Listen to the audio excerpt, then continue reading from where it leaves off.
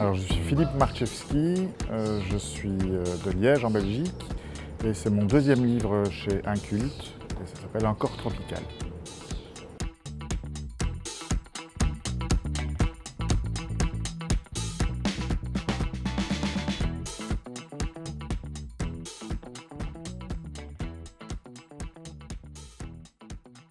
Alors elle va l'emmener assez loin puisque il doit faire une livraison alors que ce n'est pas du tout son boulot, il fait une livraison auprès d'une cliente dans une petite ville où il découvre une piscine tropicale, une piscine à vagues, une piscine de détente.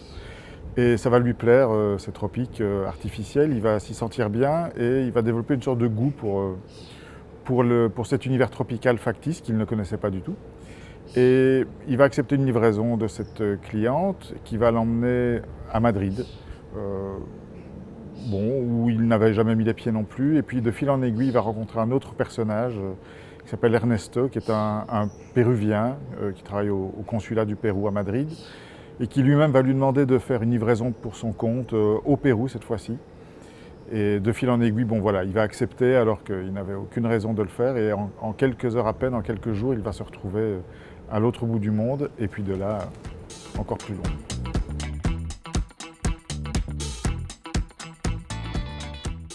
J'ai toujours beaucoup lu du roman d'aventure quand j'étais plus jeune, j'ai grandi avec ça,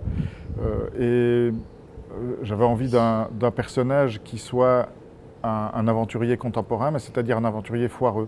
Ce que je préfère dans les romans d'aventure, c'est les romans d'aventure qui débouchent sur rien, qui sont un peu foireux, des personnages qui vivent des aventures un peu nul, un peu bizarre, pas du tout les grands récits de cap et d'épée, pas du tout les héros.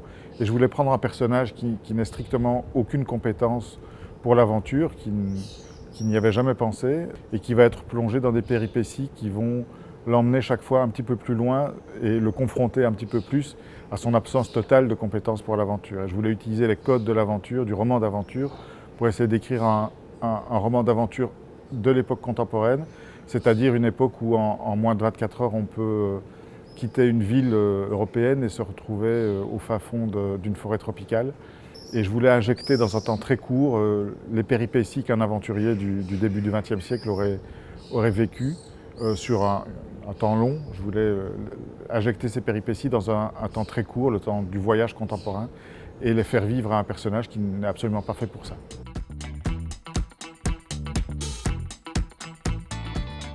J'avoue que j'en ai mis beaucoup dans le livre. J'ai beaucoup joué avec mes propres représentations. Il y a des choses dans le livre qui sont des choses que j'ai vécues et que j'ai déformées, comme dans un récit d'aventure ou un récit de voyage où en fait on déforme un petit peu ce qui s'est réellement passé pour donner une connotation plus aventureuse au récit. Donc il y a des choses qui viennent de mon imaginaire, il y a des choses qui viennent d'expériences que j'ai pu faire.